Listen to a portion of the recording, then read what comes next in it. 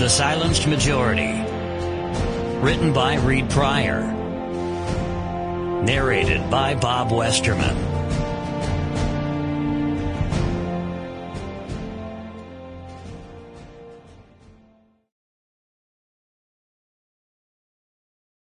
Dedicated to my 3 children for the inspiration to make this a better world and me a better man.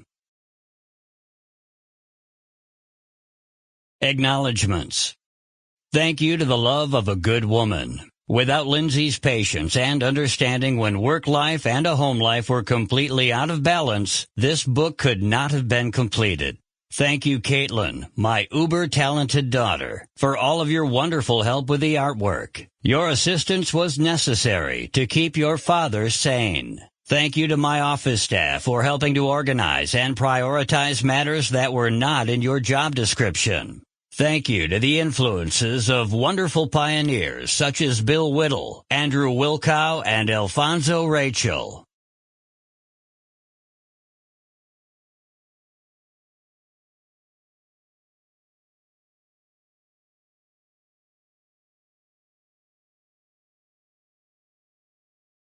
Chapter 1. The Dichotomy of the Brain. In this life, I have learned some amazing lessons. One of the most amazing realizations that I have discovered has become one of my favorite premises for coaching young athletes. That premise seems even more relevant in the context of the current political landscape in the United States. As emotions go up, logic goes down.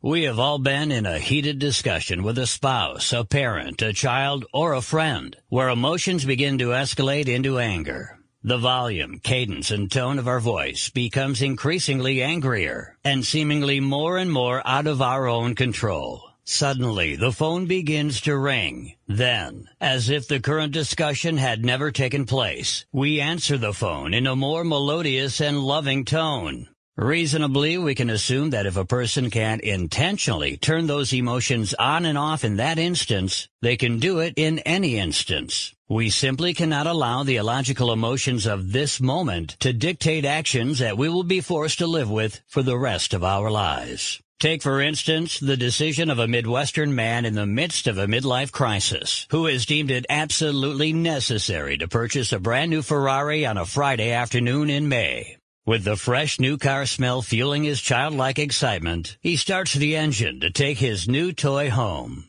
Intoxicated by the powerful torque of every depression of the accelerator, he maneuvers his finely tuned engineering marvel into a tooth-jarring pothole. Instantly, he is shaken from his emotional state to find himself face to face with the logical consequences of his actions. Upon waking the next morning, he is faced with the reality of the cost of tax, title, and licensing. That is the very moment buyer's remorse begins creeping its way into his conscious thoughts. In another month, he will be forced to face the music again, when he has to make the first installment on the loan.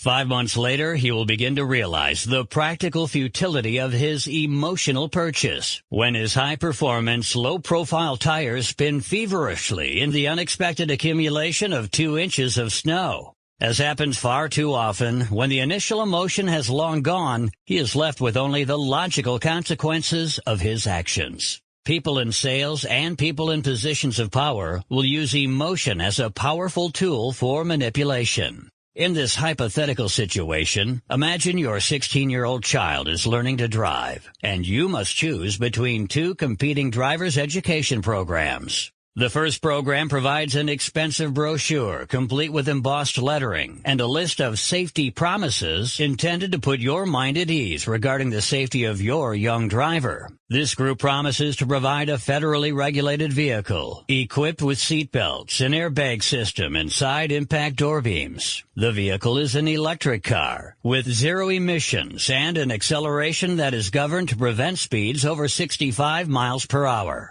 The owners of this program promise you that your young driver will never have to experience a single curve in the road, and they're going to make sure that every penny of your program fees will be used to eliminate any hills or valleys. The cost of the program is only 70% of your annual income. The obvious problem with this... Sample complete. Ready to continue?